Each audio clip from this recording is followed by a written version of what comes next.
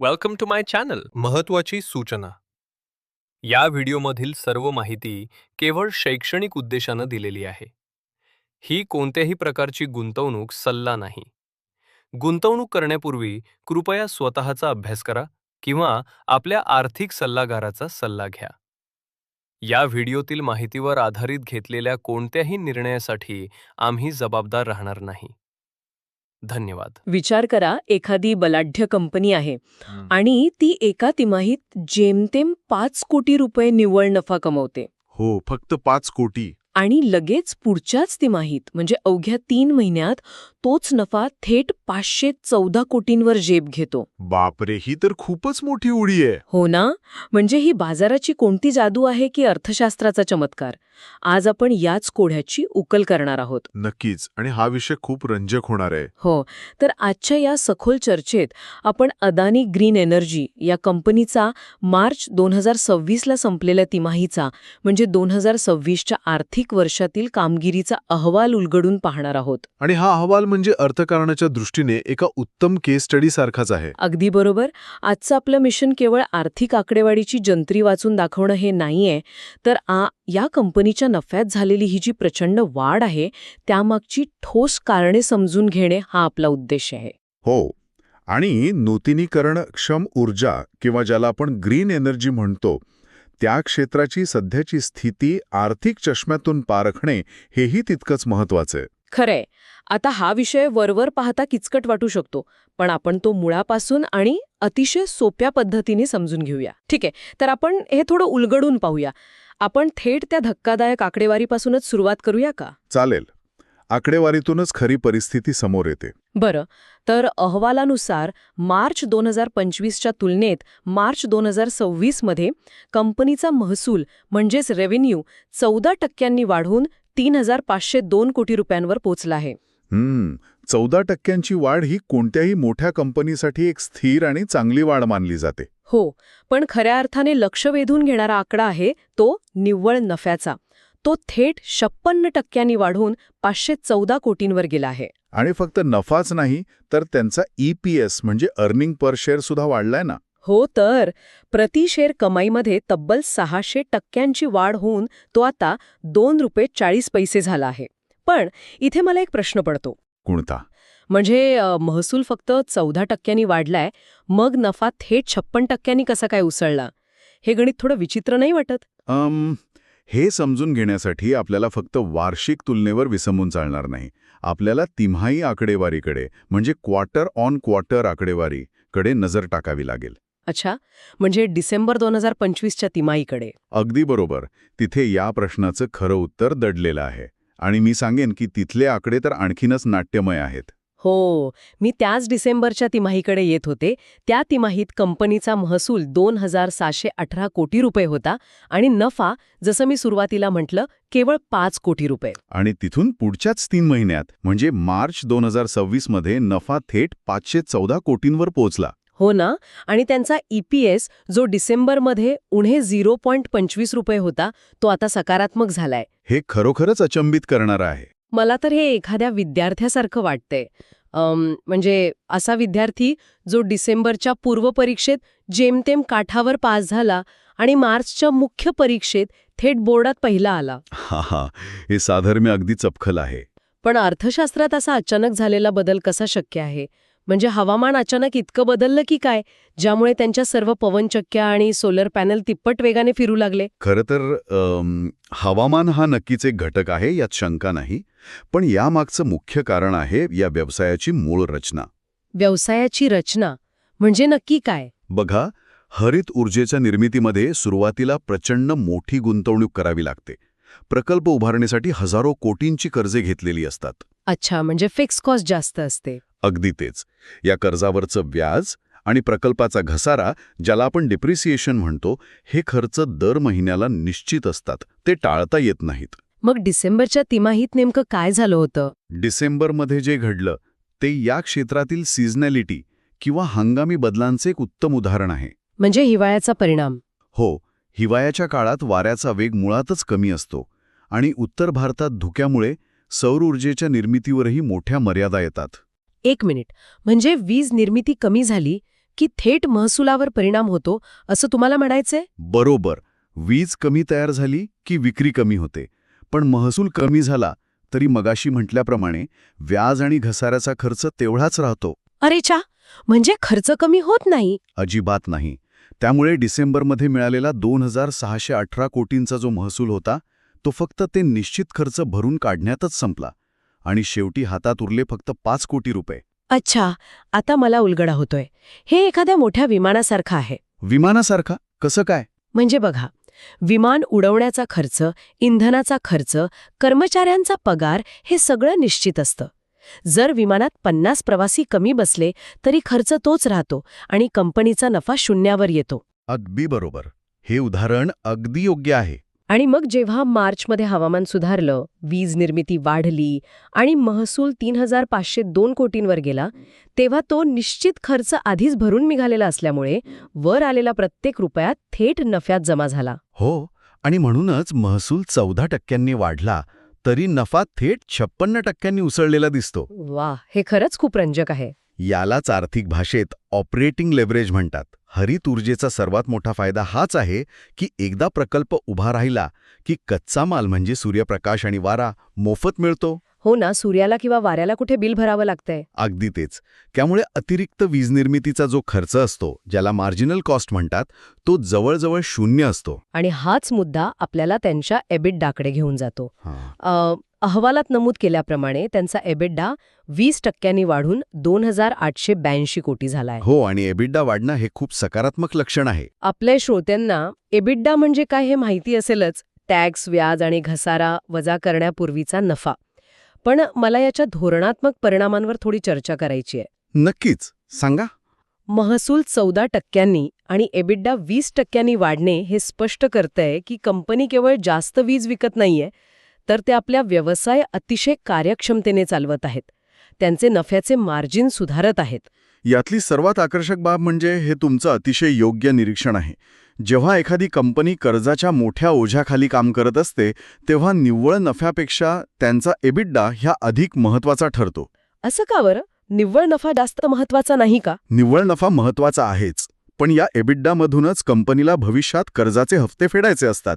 त्यामुळे बँकेच्या दृष्टीने एबिटडा खूप महत्त्वाचा असतो. अच्छा, म्हणजे रोख रकमेचा प्रवाह यातून दिसतो. हो, एबिटडाची 20% वाढ हे दर्शवते की कंपनीच्या मूळ व्यवसायात रोख रक्कम म्हणजेच कॅश फ्लो निर्माण करण्याची ताकद लक्षणीयरित्या वाढली आहे. पण इथे मला थोडं वेगळ्या दृष्टिकोनातून पाहायचंय.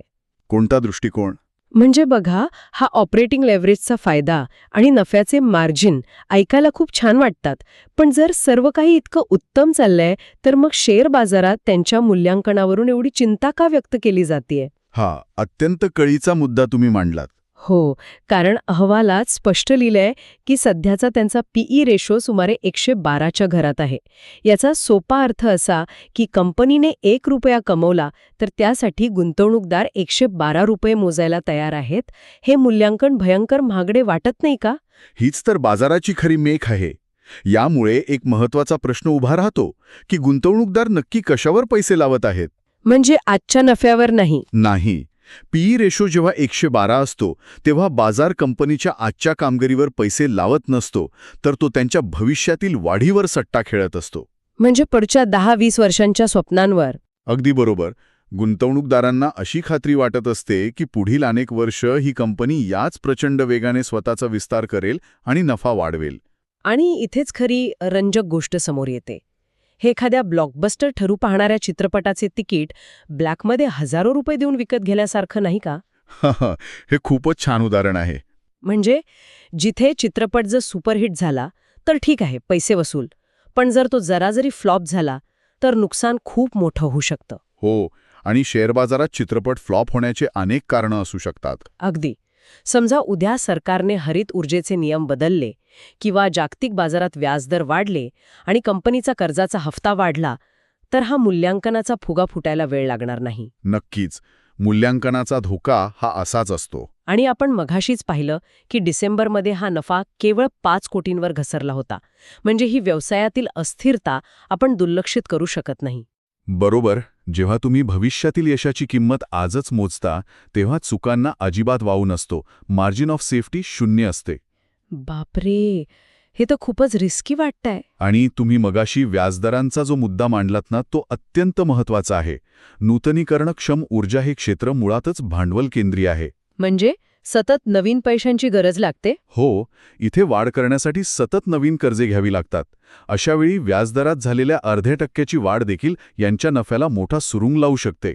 याचाच अर्थ व्यवस्थापनावर हे सिद्ध करण्याचं खूप मोठं दडपण आहे की ते ही वाढ कायम ठेवू शकतात. हो, आणि या अस्थिरतेवर ते कशी मात करतात हे पाहणं महत्वाचं ठरेल. म्हणूनच जेव्हा मी या अहवालातील मॅनेजमेंट कॉमेंट्री आणि भविष्यातील वाटचालीचा भाग वाचत होते तेव्हा त्यांचा मुख्य भर 2 गोष्टींवर दिसला. कोणत्या 2 गोष्टी? पहिला म्हणजे क्षमता विस्तार किंवा कपॅसिटी एक्सपॅन्शन आणि दुसरा म्हणजे दीर्घकालीन करार, ज्याला आपण पीपीए म्हणतो. आणि जर आपण हे मोठ्या संदर्भात पाहिलं तर हे दोन्ही मुद्दे एकमेकांशी घट्ट जोडलेले आहेत. ते कसं काय? क्षमता विस्तार म्हणजे नुसते नवीन प्रकल्प जाहीर करणे नव्हे, तर ते प्रकल्प वेळेत पूर्ण करून त्यातून प्रत्यक्ष वीज निर्मिती सुरू करणे. आणि मग ती तयार झालेली वीज विकण्यासाठी पीपीए कामी येतात. आपल्याला माहितीये की पीपीएमुळे वीज विक्रीचा दर 15 ते 25 वर्षांसाठी निश्चित होतो. अगदी बरोबर. म्हणजे बाजारात उद्या विजेचे दर कितीही खाली आले तरी कंपनीला ठरलेल्या दरानेच पैसे मिळतील. याचा अर्थ व्यवस्थापनाने किमतीचा धोका बऱ्यापैकी कमी केला आहे. हो, किमतीचा धोका त्यांनी टाळला आहे हे नक्की. पण खरा धोका किमतीचा नाहीये, तो व्हॉल्यूमचा आणि एक्झिक्युशनचा आहे. बरोबर. तंतोतंत. दीर्घकालीन करार हे एका अर्थी सरकारी किंवा स्थिर नोकरीसारखे आहेत. म्हणजे महिन्याचा पगार फिक्स. हो, महिन्याचा पगार निश्चित असतो आणि त्यामुळे आपण भविष्यातील खर्चाचे नियोजन चांगल्या प्रकारे करू शकतो. या स्थिर रोख प्रवाहामुळे त्यांना बँकेचे कर्ज फेडणं सोपं जातं. पण जर नोकरीवर गेलोच नाही तर पगार कसा मिळणार? अगदी तेच. जसं तुम्ही म्हणालात, प्रकल्प वेळेत उभे राहिले नाहीत किंवा पुरवठा साखळीत काही व्यत्यय आला तर हे करार असूनही अपेक्षित वीज निर्मिती होणार नाही. आणि मग पुन्हा डिसेंबरच्या तिमाहीसारखी परिस्थिती ओढवू शकते. हो, आणि तोच सर्वात मोठा धोका आहे. तर या सगळ्याचा नेमका अर्थ काय?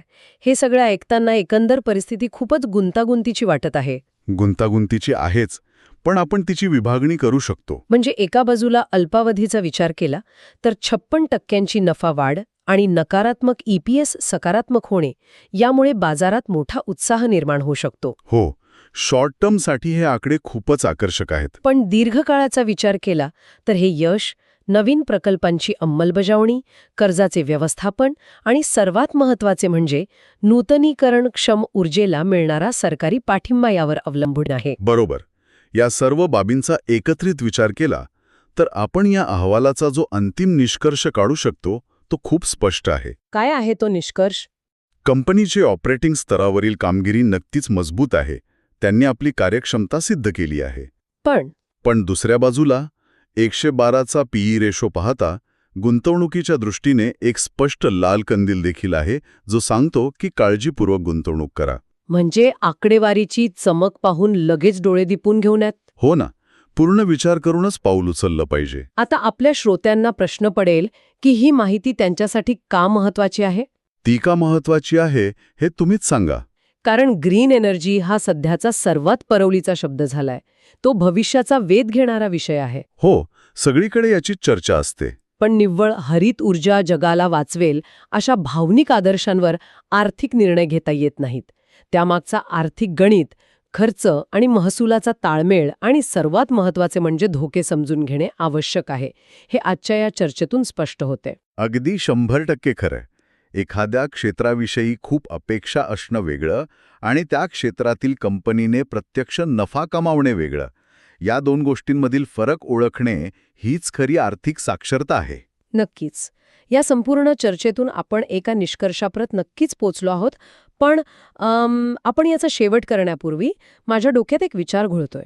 कोणता विचार? सांगा ना. हा विचार या अहवालात थेट कागदावर लिहिलेला नाहीये, पण या संपूर्ण क्षेत्राच्या भविष्याविषयी एक मोठा प्रश्न नक्कीच उभा करतो. बरं, काय आहे तो प्रश्न? आपण पाहिलं की नूतनीकरणक्षम ऊर्जा क्षेत्राला सध्या जगभरात सरकारी धोरणं आणि निधीचा प्रचंड मोठा पाठिंबा मिळतोय. मोठ्या प्रमाणावर सबसिडीज दिल्या जात आहेत, कर सवलती मिळत आहेत. हो, सरकारचा खूप मोठा हातभार आहे यात. पण विचार करा, जेव्हा भविष्यात कधीतरी हे तंत्रज्ञान अतिशय सामान्य होईल आणि सरकार या सबसिडीजची कुबडी काढून घेईल, तेव्हा काय होईल? तेव्हा असे महागडे मूल्यांकन असलेल्या कंपन्या केवळ खुल्या बाजाराच्या अर्थकारणावर आणि खऱ्या स्पर्धेच्या भरवशावर स्वतःचा नफा आणि विस्तार टिकून ठेवू शकतील का? हां, खूपच गंभीर मुद्दा आहे. की त्यांचा नफा पत्त्यांच्या बंगल्यासारखा कोसळेल? हां, खरोखरच विचार करण्यासारखा आणि थोडा अस्वस्थ करणारा प्रश्न आहे. हां, अर्थशास्त्राच्या दृष्टिकोनातून अतिशय महत्त्वाचा प्रश्न आहे, कारण कोणताही व्यवसाय किंवा कोणतंही क्षेत्र कायमस्वरूपी सरकारी आधारावर चालू शकत नाही. बरोबर. त्यांना बाजारातील नैसर्गिक नियमांनुसार स्वतःच्या पायावर उभं राहावंच लागतं. जेव्हा ती वेळ येईल तेव्हाच या कंपन्यांची खरी कसोटी लागेल. आणि तोपर्यंत आपल्याला या आर्थिक आकडेवारीवर आणि व्यवस्थापनाच्या निर्णयांवर अतिशय बारीक लक्ष ठेवावं लागेल. हो, डोळ्यात तेल घालून लक्ष ठेवावं लागेल. आजचा हा आर्थिक अहवाल आपल्याला सांगतोय की सध्या तरी कंपनीची कामगिरी अतिशय मजबूत आणि सुदृढ आहे. नफा वाढतोय, मार्जिन सुधारतंय आणि रोख प्रवाह स्थिर करण्याचे प्रयत्न सुरू आहेत. पण भविष्यातील हवामान आणि सरकारी धोरणांमधील बदल यावर त्यांचं पुढचं यश खूप काही अवलंबून असेल. नक्कीच. तर आजच्या या सखोल चर्चेतून एका किचकट आर्थिक अहवालाचा अर्थ कसा लावायचा याचा एक नवीन आणि स्पष्ट दृष्टिकोन आम्हा सर्वांना नक्कीच मिळाला असेल अशी मला आशा आहे. मलाही तसंच वाटतं. ही माहिती कोणत्याही अभ्यासासाठी एक अतिशय भक्कम पाया ठरू शकते. अशीच नवनवीन माहिती शोधत राहा, वाचनात आलेली आकडेवारी तपासून पाहत राहा आणि महत्त्वाचे प्रश्न विचारत राहा. आपण पुन्हा भेटूच आणखी एका नवीन आणि रंजक विषयाच्या मुळाशी जाण्यासाठी. व्हिडिओ आवडला असेल तर लाईक करा आणि अशाच युजफुल व्हिडिओसाठी चॅनलला सबस्क्राईब करायला विसरू नका.